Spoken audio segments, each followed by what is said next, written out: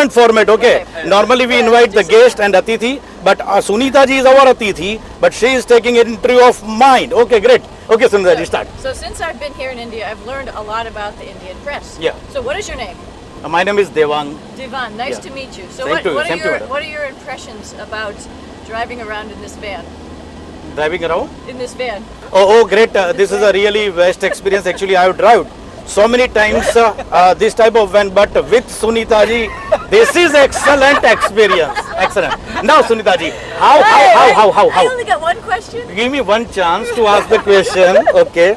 Sunita ji, have you ever thought to be astronaut? No, I never dreamed in a million years I would be an astronaut. And there's a lot of kids here in this country too who probably never dreamed to be astronauts. But I came here specifically to tell them that there is always a possibility for anything they want in life. So I'm hoping that my visit to India has relayed that message. Now, what are the basic infrastructure, rather not infrastructure, but what are the motivation should be required to get children towards astronaut line?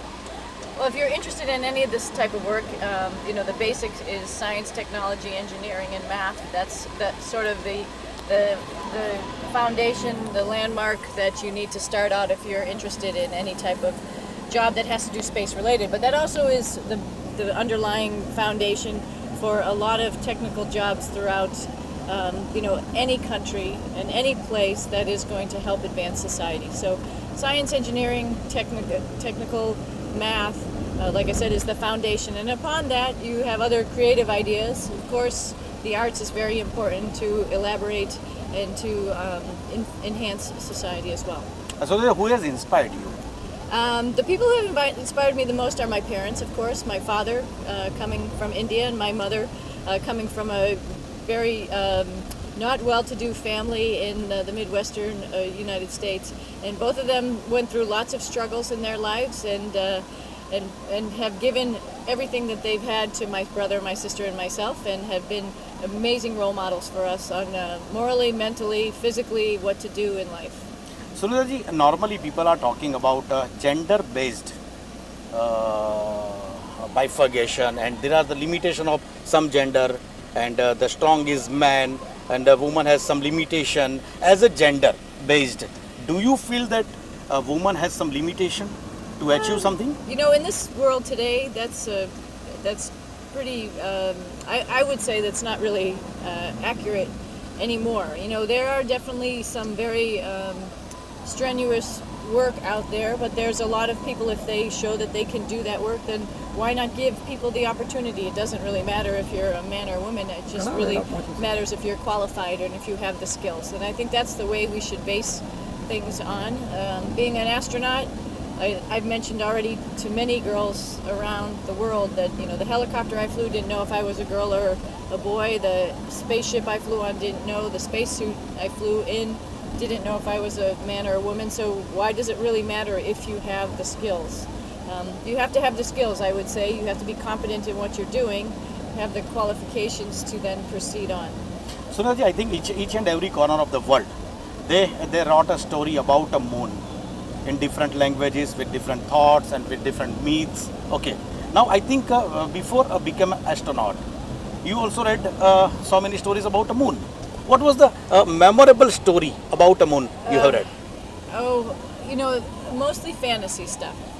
Of course, I was a couple years old when the first men walked on the moon, and I thought that was great. But other stories like The Little Prince and stuff like that were more of fantasy books that you think about, like maybe, just in your mind's eye, what you could dream about, maybe you could do that. And so I didn't really read a lot of science fiction per se when I was young. I read a little bit more literature and fairy tale type stuff, I suppose. So The Little Prince, insofar as the moon, sticks out in my mind.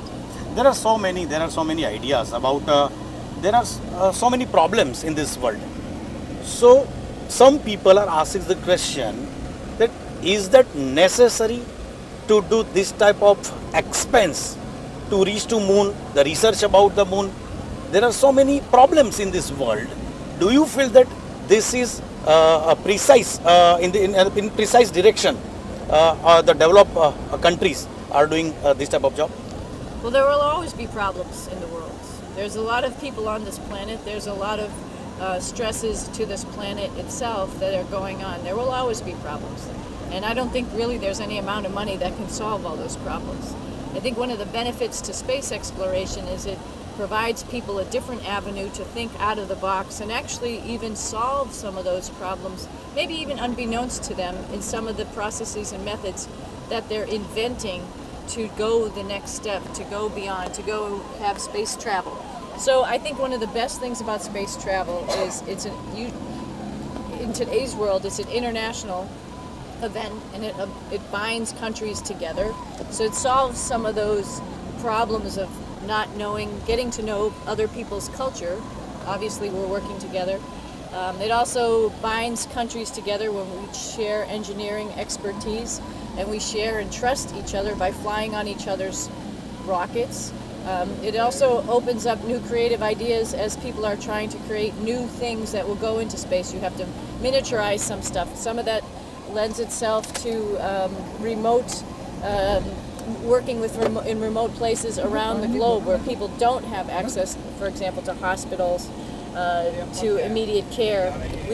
Some of the stuff that we've invented or we've worked on with the International Space Station is remote medical care, and so that's something that we can provide as an asset to people all around the world. Some of the other things we've provided is figuring out how you can create clean drinking water out of water that's not in a good state. According to you, which are the major problem in this world? It should be solved it out.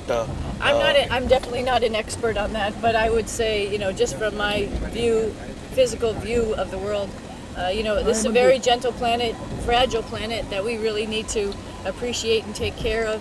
And we see that people are changing the planet, so we really need to take stock in our own planet and be careful and be conscientious of our environment. Previously, America, Russia, France, there are so many few countries. They are doing some research work in this astronomy. Do you feel that now the other countries are doing the same effort and they are trying to reach up to that level? I hope so. I hope that's what all of us are portraying, that this is a peaceful adventure. We'd love to have countries all over the world participated in it, because then you become friends and you learn about each other and you learn about each other's culture. I was lucky when I was a kid to grow up in a multicultural family, but not everybody has that opportunity. And space travel allows us that opportunity. Now, if you want to achieve something, if you want to do something, you have to sacrifice. What Sunita ji sacrificed in this? I don't know.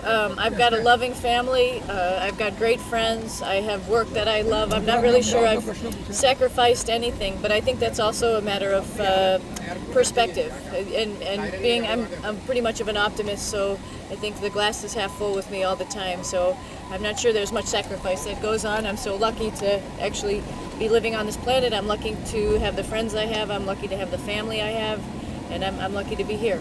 Okay, now what's about Gujarat? Again the same question so many people have asked you. I'm happy to be here in Gujarat. It is, of course, my father's ancestral town, and of course he was shaped from growing up in this town, and I can see a little of me in these people and a little of them in me, so I'm very thankful for that. What is the secret you kept? Bhagavad Gita, you kept Ganesh ji. Who told you to keep this?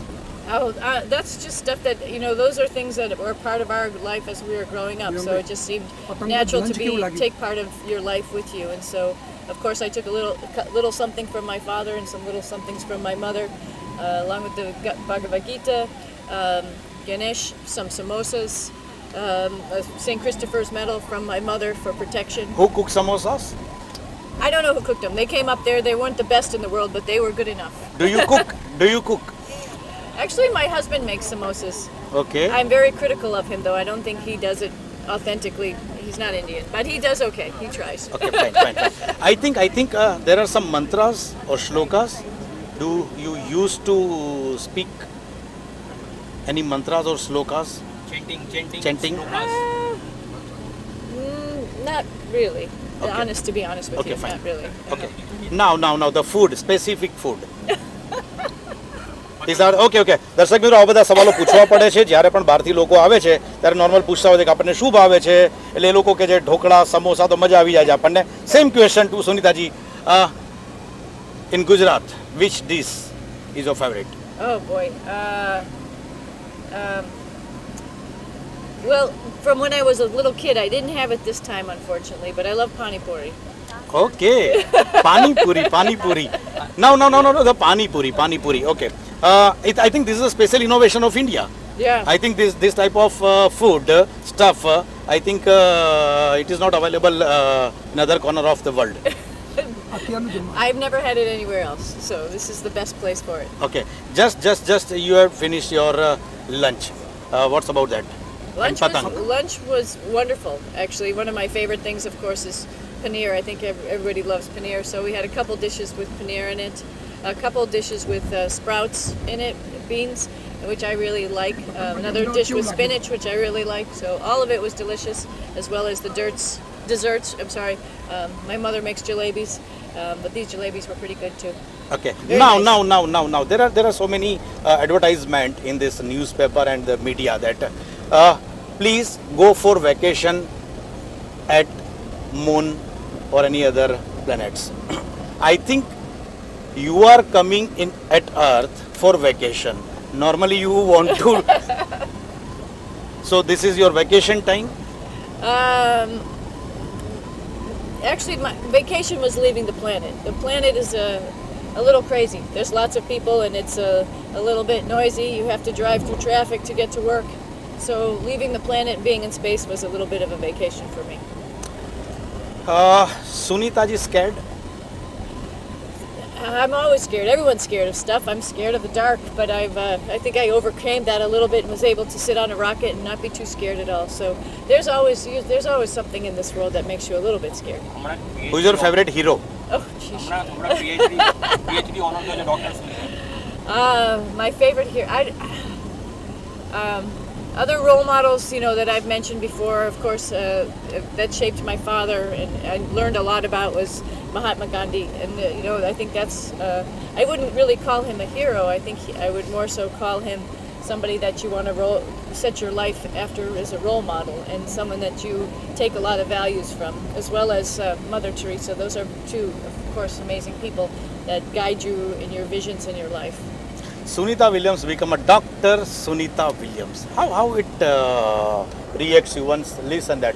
Now welcome Dr. Sunita Williams. Well, my father will remind me I'm not a real doctor. So being an honorary doctor is a huge privilege and an honor, though. I appreciate it. So thank you very much. Okay, thank you very much, Sunita ji.